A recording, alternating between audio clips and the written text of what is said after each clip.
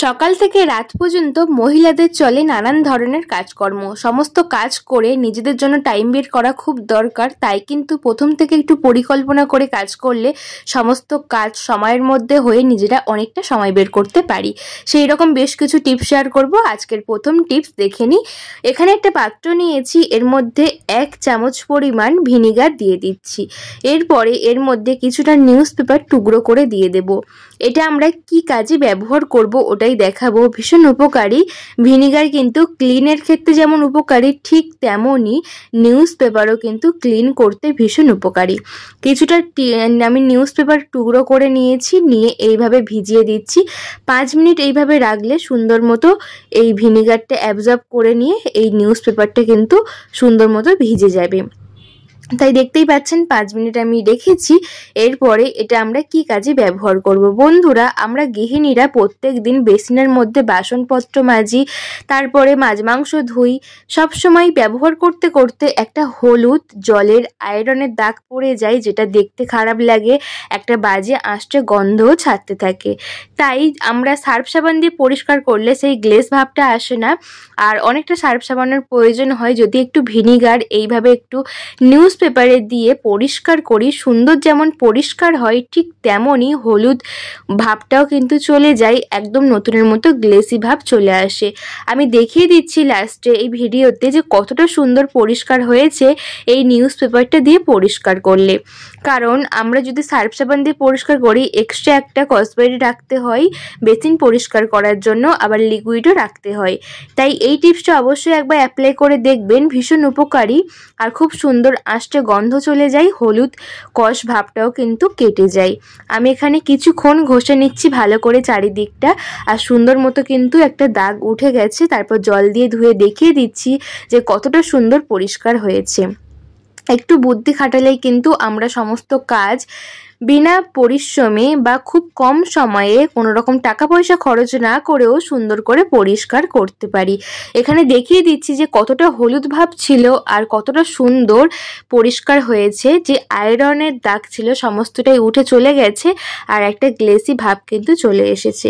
একবার অ্যাপ্লাই করে দেখবেন, এমনই ফল পাবেন যে পরবর্তীতে আর কিন্তু সার্ফ সাবান দিয়ে পরিষ্কার করতে হবে না। এই একই টিপস বারবার ফলো করবেন। আশা করছি এই ছোট্ট টিপস ভালো লেগেছে। ভালো লাগলে প্রতিবারের মতো একটা লাইক করে আমার পাশে থাকবেন, আর নতুন বন্ধু হলে এই চ্যানেলে অবশ্যই একটা সাবস্ক্রাইব করে পাশে থাকা বেল আইকনটা প্রেস করে আমার পাশে থাকবেন নতুন নতুন ভিডিও দেখার জন্য। চলে আসলাম পরবর্তী টিপসে। বন্ধুরা, আমরা মহিলারা প্রত্যেকেই কিন্তু একটু ভারী ভারী কানের দুল পরতে পছন্দ করি। একটা বয়সের পরে দেখা যায় সুন্দর ভারী ভারী দুল পরলে কানটা ঝুলে যায়, কানের লতি অনেকটাই বড় হয়ে যায়, কানের ফুটো, তাই কানটা ঝুলে যায়। আর কিন্তু ভারী ভারী কানের দুল মানাই না, আর দেখতেও ভীষণ খারাপ লাগে, একটা ঝুলে যায়। তাই এই সমস্যায় পড়লে অবশ্যই টিপসটা আপনার জন্য। এখানে আমি নিয়েছি দুটো কানের। এই কানের দুটো পাথরের হওয়ার কারণে ভীষণ ভারী, আর যখনই আমরা কানে দিয়ে এইভাবে প্যাঁচ পরি দেখা যায় কানটা পুরো ঝুলে আছে, ফুটোটা অনেকটাই বড় হয়ে গেছে, ভীষণ খারাপ লাগে। বাধ্য হয়ে বসা কানের পরি, তখন কিন্তু অনেকটি সমস্যার মধ্যে পড়তে হয়। তাই এই ছোট্ট টিপস এখানে নিয়ে নেবেন। টিপ, আমরা মহিলারা টিপ পরি, তাই যখনই কানের দুলটা পরবেন প্রথমে কানের ফুটোর মধ্যে দিয়ে তারপরে প্যাঁচ দেওয়ার আগে একটা টিপ নেবেন, নিয়ে পিছন দিক দিয়ে টিপটাকে এইভাবে দিয়ে তারপরে চেপে দিয়ে তারপরে প্যাঁচটা দেবেন। তাহলে দেখবেন বন্ধুরা, এই টিপের আটার জন্য কানের দুলটা পুরো সেট হয়ে বসে আছে আর ঝুলে যাচ্ছে না। একবার করে দেখবেন, ভীষণ উপকারী, প্রত্যেকেরই কাজে আসবে। প্রথমে কানের দুলটা পরে তারপরে প্যাঁচ দেওয়ার আগে টিপটাকে দিয়ে তারপরে প্যাঁচ দেবেন, তাহলে সুন্দর মতো কানের দুলটা সেট হয়ে থাকবে, খুব সুন্দর মতো কানে বসে থাকবে। আশা করছি টিপসটা কাজে আসবে। একবার অ্যাপ্লাই করে দেখবেন, যত ভারী কানের দুল পরেন না কেন একটুও কিন্তু ঝুলে যাবে না আগের মতো।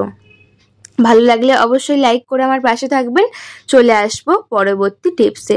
বন্ধুরা, এই সিজনে আমরা প্রত্যেকেই তো আম খাচ্ছি, তবে আম খাওয়ার আগে একটা কাজ করে নেওয়াই ভালো। কারণ এখনকার দিনে সময়ের আগে সমস্ত জিনিস আমরা হাতের কাছে পেয়ে যাই, তবে প্রত্যেকটি জিনিস কিন্তু কার্বাইড দিয়ে পাকানো হয়।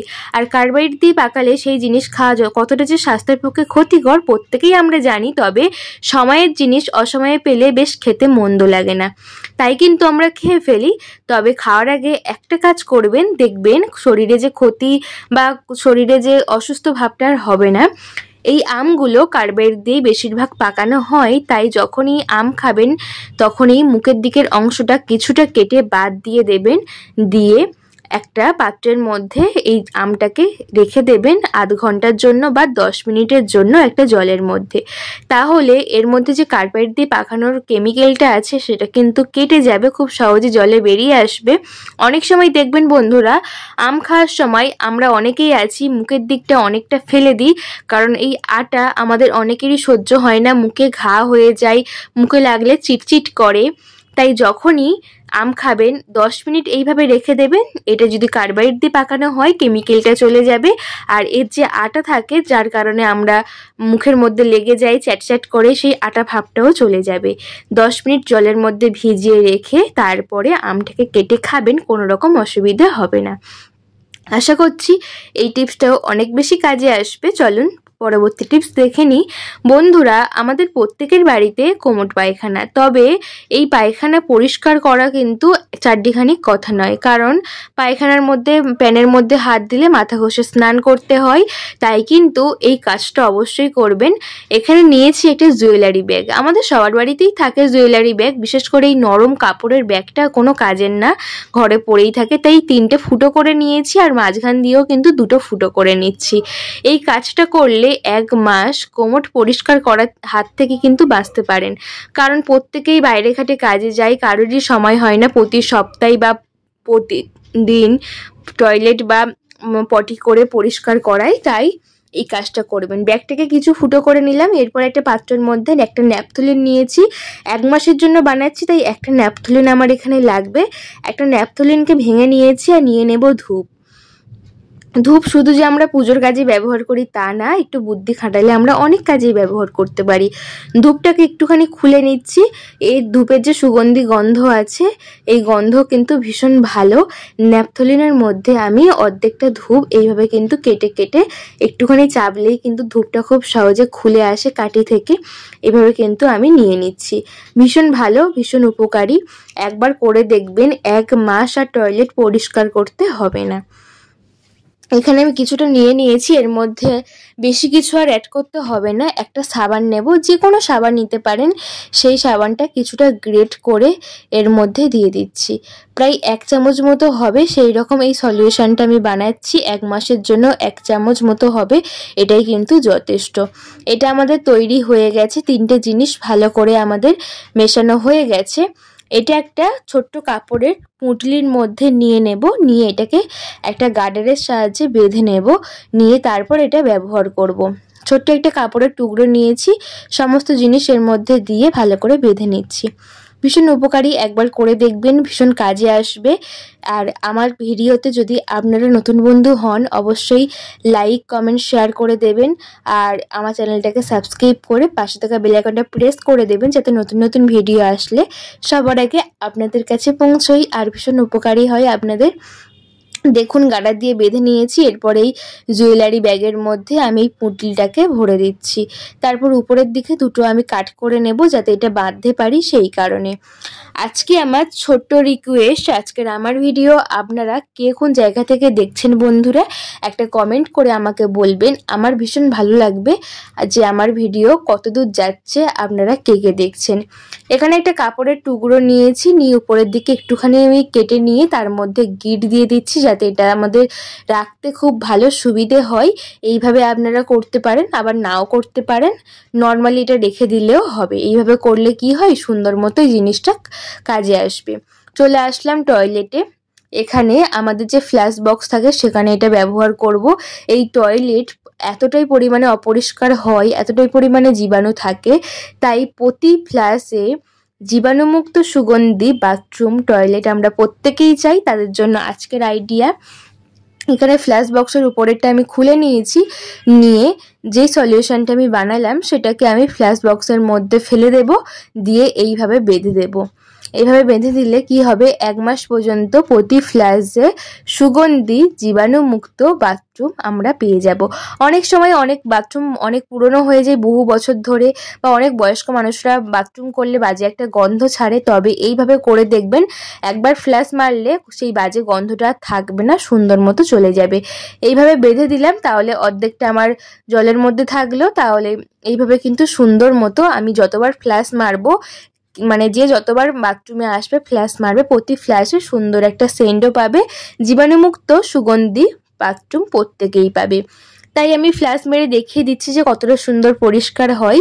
এখানে ফ্ল্যাশ বক্সের ফ্ল্যাশটা আমি মেরে দিচ্ছি। এইভাবে কিন্তু একবার করে দেখতেই পারেন। 1 মাস পর্যন্ত বাথরুম পরিষ্কারের হাত থেকে বেঁচে যাবেন। অনেক বয়স্ক মানুষরা আসে, একটা বাজে গন্ধ হয়, পরে আবার অনেকে আসতে চায় না, তাই কিন্তু তাদের জন্য ভীষণ উপকারী। এভাবে করে দিলে আর সেই বাজে গন্ধটা থাকবে না। আর অনেক সময় কিন্তু দেখা যায় অনেক পুরনো টয়লেট হলে একটা বাজে গন্ধ সবসময়ের জন্য থাকে, আমাদের অনেকের পছন্দ না। এইভাবে করে দেখবেন, ভীষণ উপকার পাবেন। আজকের আমার ছোট্ট রিকোয়েস্ট, আজকের আমার ভিডিও আপনারা কে কোন জায়গা থেকে দেখছেন একটা কমেন্ট করে আমাকে প্লিজ বলবেন। আমার ভীষণ ভালো লাগবে যে আমার ভিডিও কতদূর যাচ্ছে, আপনারা কে কে দেখছেন। অবশ্যই বন্ধুদের কাছে প্রচুর পরিমাণে শেয়ার করে দেবেন। আর কোন আইডিয়া সবচেয়ে বেশি উপকারী বলে মনে হলো একটা কমেন্ট করে জানাবেন। সবাই ভালো থাকবেন, দেখা হবে খুব তাড়াতাড়ি নতুন ভিডিওতে। টাটা বন্ধুরা।